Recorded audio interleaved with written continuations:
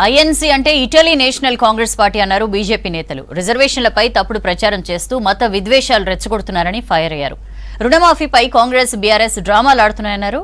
10 ఏళ్లు కేసీఆర్ రాష్ట్రాన్ని నాశనం చేశారని మండిపడ్డారు బీజేపీ నేతలు.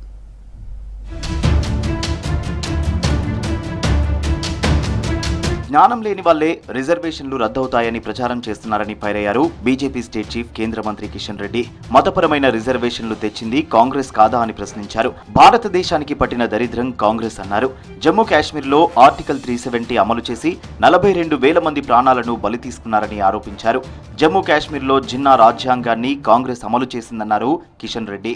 కాంగ్రెస్ పుణ్యమాని జమ్మూ కాశ్మీర్లో గత 73 సంవత్సరాలుగా జిన్నా రాజ్యాంగాన్ని అమలు చేసినటువంటి సిగ్గులేనటువంటి పార్టీ కాంగ్రెస్ పార్టీ. ఒక జమ్మూ కాశ్మీర్లోనే 42,000 మందిని పొట్టన పెట్టుకున్నది జిన్నా రాజ్యాంగం కారణంగా, ఆర్టికల్ 370 కారణంగా ఈ కాంగ్రెస్ పార్టీ. 42,000 ప్రజల రక్తాన్ని దాగింది కాంగ్రెస్ పార్టీ ఆర్టికల్ 370 కారణంగా. అటువంటి కాంగ్రెస్ పార్టీ మేము జిన్నా రాజ్యాంగాన్ని తొలగించి డాక్టర్ బాబాసాహెబ్ అంబేద్కర్ ఏ రాజ్యాంగం గురించి అయితే మాట్లాడుతున్నారో ఆ రాజ్యాంగాన్ని అవహేళన చేశారు. జమ్మూ కాశ్మీర్లో 73 సంవత్సరాల పాటు రాజ్యాంగం గురించి మాట్లాడే నైతిక కాంగ్రెస్ పార్టీకి ఉందని అడుగుతా ఉన్నా. ఐఎన్సీ అంటే ఇటలీ నేషనల్ కాంగ్రెస్ పార్టీ అని, బ్రిటిషోడు స్థాపించిన పార్టీ కాంగ్రెస్ అని హాట్ కామెంట్స్ చేశారు కరీంనగర్ బీజేపీ ఎంపీ అభ్యర్థి బండి సంజయ్. కేసీఆర్ తెలంగాణ ఆత్మ కాదు, రాష్ట్రానికి పట్టిన శని అని విమర్శించారు. బీజేపీ అంటే భారతీయ ఆత్మ అని తెలిపారు. దళితుల కోసం బీజేపీ పాటుపడుతుందన్నారు. మానకొండూరులో ఎస్సీ మోర్చా సమ్మేళనంలో పాల్గొన్నారు బండి సంజయ్. అంబేద్కర్ను అవమానించిన కాంగ్రెస్ బీఆర్ఎస్లకు బుద్ధి చెప్పాలని పిలుపునిచ్చారు సంజయ్. ఇటలీ నేషనల్ కాంగ్రెస్ ఆ బీజాలన్నీ ఇక్కడి కావే, ఆ బీజాలు ఇక్కడి కావు, ఇటలీ బీజాలు అవన్నీ కూడా. మనం చచ్చిపోతానట మన ఆస్తి, పేదోడు ధనికుడు ఏం లేదు, ఎవ్వరు చచ్చిపోయినా ఈ దేశంలో ఎవ్వరు చచ్చిపోయినా వాళ్ళ ఆస్తులకెళ్ళి 45% మాత్రమే వాళ్ళకిచ్చి 55% ప్రభుత్వం కాంగ్రెస్ పార్టీ ప్రభుత్వం కూర్చుకుంటుందట.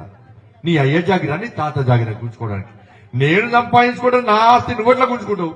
సీఎం రేవంత్ రెడ్డి అవగాహన రాహిత్యంతో పాలన చేస్తున్నారన్నారు డీకే అరుణ. ఓట్ల కోసం కులం మతం పేరిట ప్రజలను రెచ్చగొడుతున్నారన్నారు.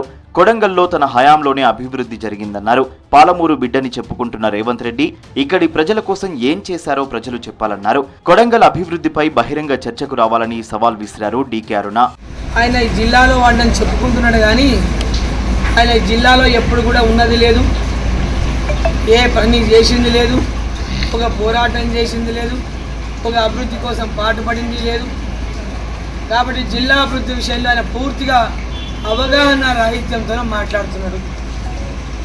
డీకే అరుణ ఏ విధంగా ఈ జిల్లా అభివృద్ధి కోసం కృషి చేసిందో ఇటువంటి అవగాహన రాహిత్యమైనటువంటి ముఖ్యమంత్రి రేవంత్ రెడ్డి. కేంద్రం నుంచి 100 కోట్ల అమృత్ నిధులు వస్తే గత బీఆర్ఎస్ ప్రభుత్వం ఆ నిధులను మిషన్ భగీరథకు మళ్లించిందన్నారు నిజామాబాద్ బీజేపీ ఎంపీ అభ్యర్థి ధర్మపురి అరవింద్. ప్రధాని మోదీని ప్రపంచ దేశాలు కీర్తిస్తున్నాయని తెలిపారు. నిజామాబాద్ లో చాయ్ పే చర్చ కార్యక్రమంలో పాల్గొన్నారు అరవింద్. నిజామాబాద్ ని స్మార్ట్ సిటీగా మారుస్తానన్నారు.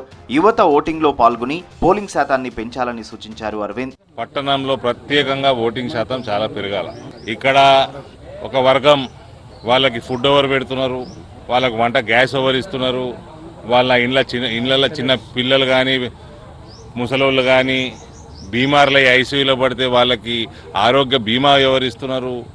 దేశవ్యాప్తంగా వాళ్ళకి లక్షల ఇండ్లు కట్టి ఎవరిస్తున్నారు.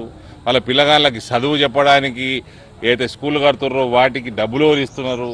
ఇవన్నీ కూడా మర్చిపోయి ఆలోచన లేకుండా ఓట్లు వేయడం జరుగుతుంది ఒక వర్గం. కాబట్టి దానికి దీటుగా మనమందరం కూడా ఓటింగ్ శాతం పెంచాల్సిందిగా నేను రిక్వెస్ట్ చేస్తా ఉన్నాను. రుణమాఫీపై మాజీ మంత్రి హరీష్ రావు, సీఎం రేవంత్ రెడ్డి డ్రామాలాడుతున్నారని విమర్శించారు. మెదక్ బీజేపీ ఎంపీ అభ్యర్థి రఘునందన్ రావు. వచ్చే రోజుల్లో బీఆర్ఎస్ టీఆర్ఎస్ గా మారే ఛాన్స్ ఉందన్నారు. హరీష్ రావే కొత్త పార్టీ పెట్టొచ్చని చెప్పారు.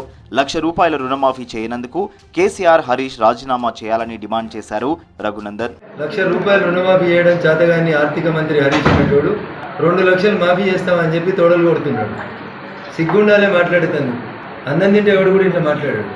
అంతకుముందు 5 ఏళ్ళ అధికారంలో ఉంటారు, తర్వాత 5 ఏళ్ళ అధికారంలో ఉంటారు. స్వయాన ఆయన్నే ఆర్థిక మంత్రి గన్పార్క్ కాడికి కొత్త రాజీనామా పత్రం తీసుకొని వస్తా అంటున్నాడు.